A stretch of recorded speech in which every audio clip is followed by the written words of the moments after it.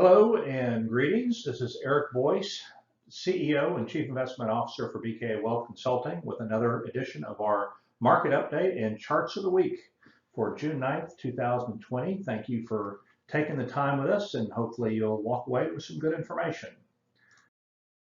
Please see our disclaimer for some very important information. Okay, so in the market comments, we've got a lot of data that's come at us here lately, and we've got a lot of different kind of information. So we're going to talk about performance and valuation. We're going to talk about sentiment, talk about the bond market. We're going to talk about some economic data, and then we're going to get into consumers and small businesses, and the employment report, which was much better than expected, even though it was fairly dismal from an aggregate point of view.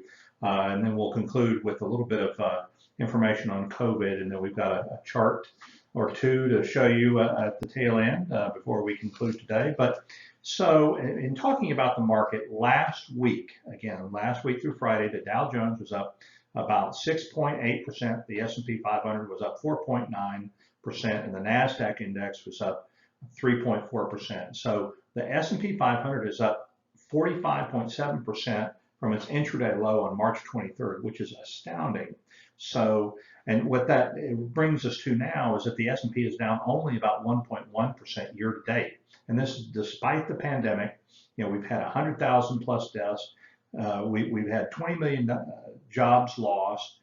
We've had lower earnings and China issues, and now we've got civil unrest that we've been dealing with here lately. But if you look at the index, which is market cap weighted, again, we've talked about this before, it's only down 1.1%. But on an equal weighted basis, that if you just count all 500 members of the index equally instead of count the ones more heavily that have a larger market cap, the index is down about almost 4% year to date. And so what that means is that you got Apple, Amazon, Facebook, Microsoft, and Google that comprise about 20% of the market capitalization of the S&P 500. So those 5 companies out of 500 account for 20%.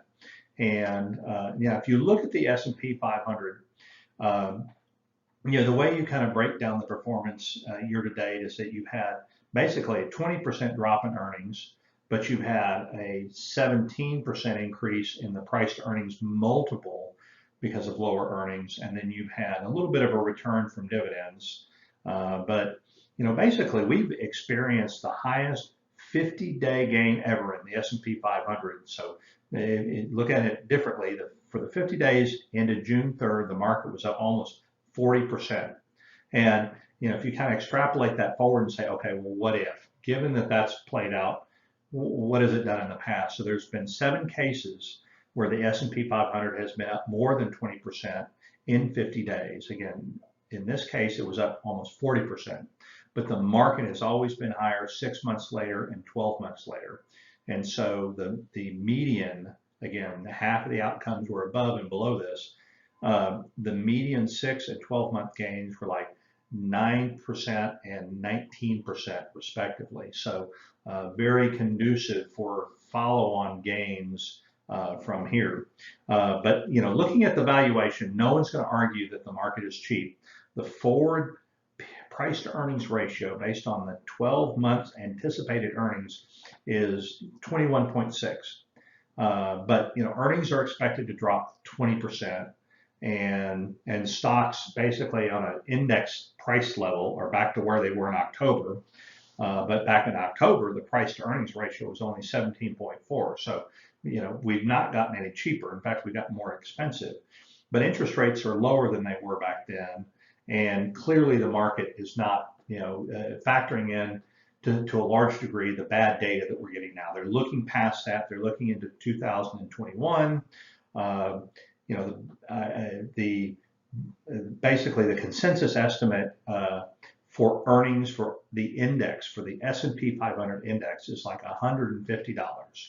So on that basis, the price to earnings ratio is close to 20%. Now, it could be as high as 26, depending on the downside estimates that you're hearing from some people. And you think back into 2000, which was really on the eve of the tech bubble bursting, the PE ratio, and that's where tech stocks were outrageously valued. That PE, price to earnings ratio, is 24. So if we hit the downside in earnings, which would be like $115 next year, right? If things just don't play out and we get terrible earnings, then the PE ratio is going to be higher than it was back in 2000. So we're going to have to watch this over the next several quarters in some of these earnings reports. But from a kind of a technical standpoint, everything's looking really good. So 97% of the S&P 500 stocks are trading above their 50-day moving price average, and 60% of those stocks are trading above their 200-day moving average, which is really astounding. And in fact, the 97% above the 50-day is the highest percentage in the last 30 years. And this is the kind of the 12th time that this has been above 90 in the last 17 years. And so again, extrapolating this through, okay, now that this has played out, what does this mean? Well, when more than 90% of the S&P 500 stocks are above their 50-day moving average, the average 1-month gain is about 1.6. The average 3-month gain is about 3.4%, and then the average 6-month gain is 8.8. Again, I mean, if you think about that, in connection with what we were talking about, just in terms of the aggregate, the 40% gain that we've had over the last 50 days, that also seemed to portend continued stock market growth. And this number, this moving average number, also portends continued expansion in market values. So, and we know that we're getting more retail money flows, and the average retail, institutional, and retail money market funds ratio, I guess, to the S&P 500 market cap over the last 6 years has been like 11%, and it's like 16% now. So that may seem kind of nebulous, but what this means is that there's the potential for some pretty interesting buying power in the market. There's more liquidity in the market, and we kind of knew that already because of what the Federal Reserve has done in putting money in the hands of people. And we know that companies are going to hoard it. So one thing I would caution against here is getting really excited about dividends and repurchases, because we know companies are going to hoard more of that money. So I don't know that we're going to see as robust a dividend growth rate as we have seen. And we also know that like share repurchases are probably going to fall precipitously. I mean, they could drop in half in 2020. On the fixed income side, looking at bonds, the 10-year U.S. Treasury rate at the end of the week was about 0.9% or 0.9%. And the prior week, it was like 0.65%. And so we've seen, continued dislocation. I mean, these are extraordinarily low yields. But we've seen some increase also at the long end of the curve, like basically from the 10-year Treasury to the 30-year Treasury. That difference has increased from basically 0.1% to 0.8, meaning the curve is getting steeper. Longer rates are going up faster than short-term rates are. And so, if you look at the real estate industry, how we're kind of really struggling to find out what's going on with real estate right now. The 30-year mortgage has typically been about 1.7 percentage points above the 10-year Treasury yield. Right now, that we know that the fixed mortgage rate is about 3.2%-ish. And so right now that spread is 2.3, and it's kind of going down. So there was a time where, you used to be able to say, well, for forever, you used to be able to say that a 30-year fixed mortgage rate was going to be indexed to the 10-year Treasury. And that was just kind of like, you could take that to the bank. And then March and April, that completely broke down and became kind of almost nonsensical. Now it's kind of getting back in line a little bit. And it's still, is still a little bit off, but it's getting back in line, which is good. But the U.S. dollars dropped about 4% in the past 3 weeks. We're still getting money, flowing into high yield bonds because of this, what we call this, this Fed put, if you will. We know that the Fed has already said that they're going to step in and buy these kinds of instruments, buy these kinds of securities. We're seeing a lot of interesting things go on. And just another anecdote on, other international bonds that we watch. 90% of advanced economy government bonds have a yield of less than 1%, it continues to astound me, and which is creating all sorts of havoc. Particularly with a stronger dollar, even though the dollar's dropped a little bit over the last 3 weeks, just in balance, a stronger dollar is not helpful to these international economies, especially emerging markets. So we'll have to continue to watch that as well. On commodities, relative to stocks, commodities are trading at basically their lowest level since the mid 1960s, which is crazy. Obviously, the energy markets are very influential in commodities. And the one thing I read here, Baker Hughes U.S. crude rig count is at 222, and this is the lowest it's been in 10 years. And just as recently as 2014, when we saw some of the price dislocation, it was like 1,600, and production overall has dropped about 14%. Year over year, and likely to continue to drop further. Economic data. So we know that we got some good unemployment numbers last week. Again, good in the relative sense that they weren't nearly as bad as people thought they were going to be. We know that personal savings rate has gone up. It is like 33% last month, and normally it's closer to about 7%. And obviously people are getting stimulus checks, and they're just simply not spending as much as they were. And that's probably going to continue to be a theme. Excuse me. And both the manufacturing and the service indices were down in the last reading, and we knew they were going to be.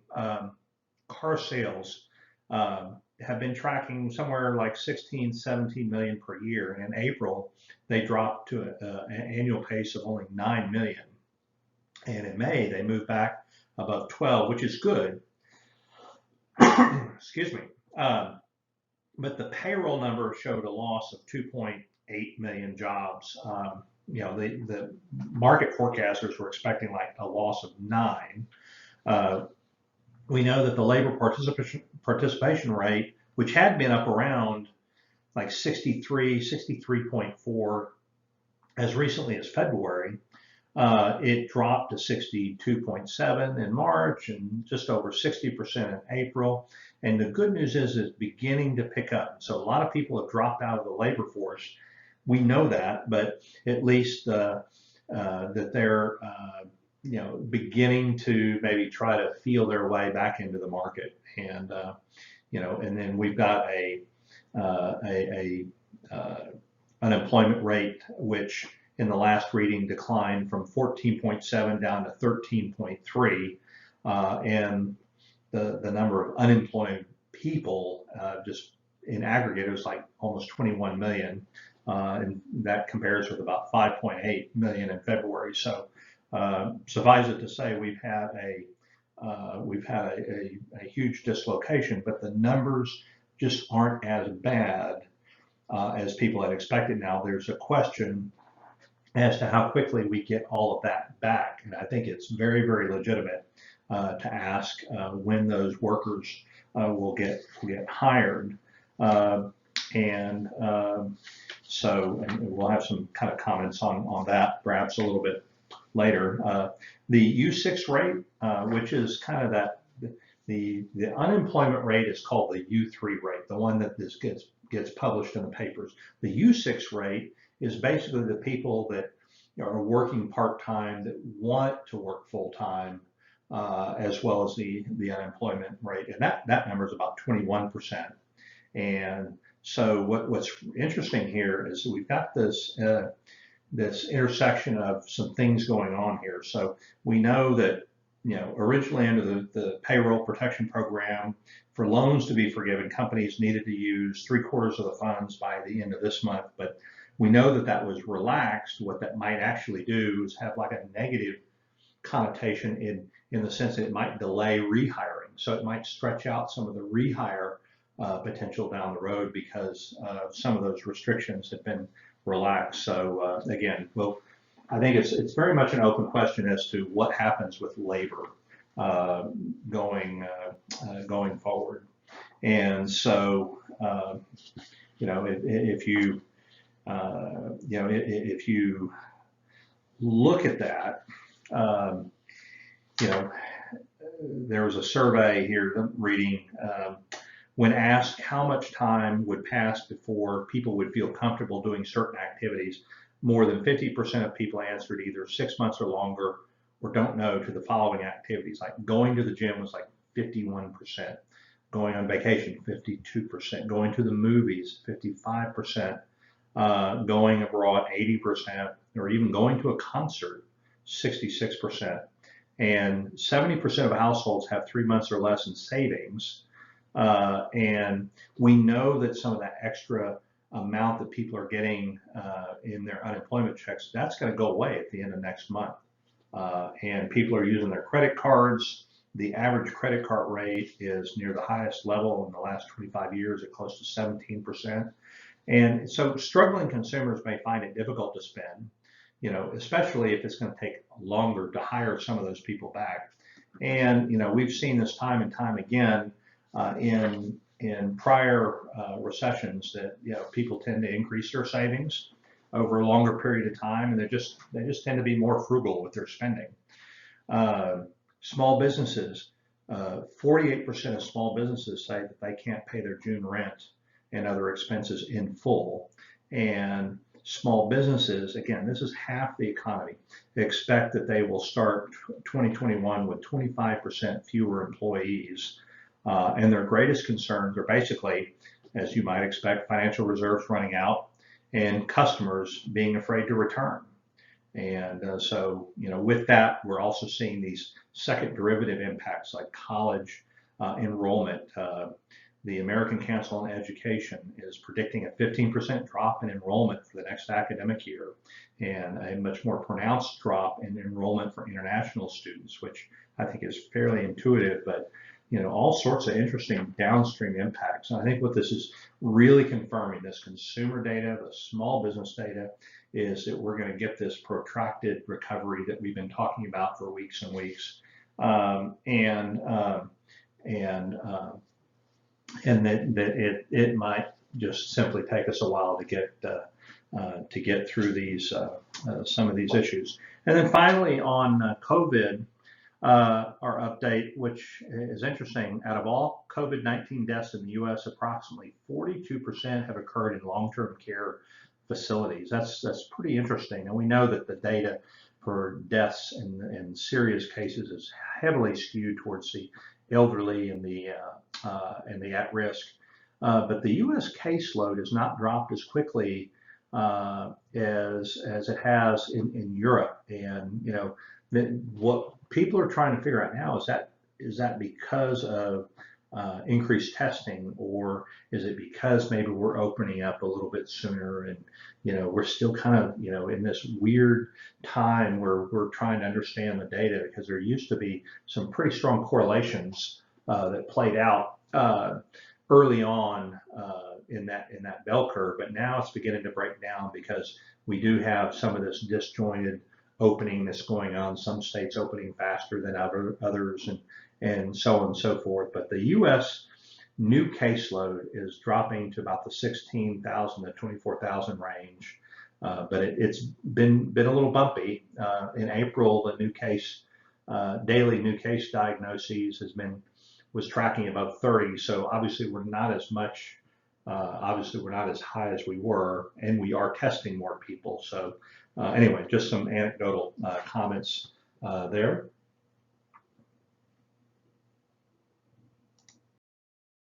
in our chart, what I would say on this, it's really kind of confirming what we've already talked about. Market sentiment, I think, the bull-bear spread, I think people are increasingly, they're optimistic, but they're also a little bit more cautious, and everyone's getting more cautious as we go along. But there's this fear of missing out, and so there's a distinct desire to want to be in the market, and there's distinct liquidity that we talked about on the sidelines that is finding its way into the market. And when rates are this low, we've seen this time and time again since the last recession, that you tend to bid up asset. You tend to get asset inflation. You're not getting real inflation, because we certainly do not have real inflation out there. In fact, the headline personal consumption expenditures inflation index was only 0.5% year over year, and the core inflation, if you back out food and energy, was only 1%. So we don't have consumer inflation, but we do have asset inflation. You can see that in the black on this chart, which comes to us by way, incidentally, from FS Investments, but it's basically data from the American Association of Individual Investors. It's their sentiment survey, as well as data that pulled off of Bloomberg. But interesting how you see, some of the optimism that tends to get ahead of itself, and then tends to get ahead of itself both on the downside too. And what we're seeing right now is just this odd disconnect, because the markets are going up. Again, no one predicted that the market was going to be up 40% in 50 days, but it has. And so, but that's kind of despite, some sentiment. And, a lot of it has to do with the Fed, we know.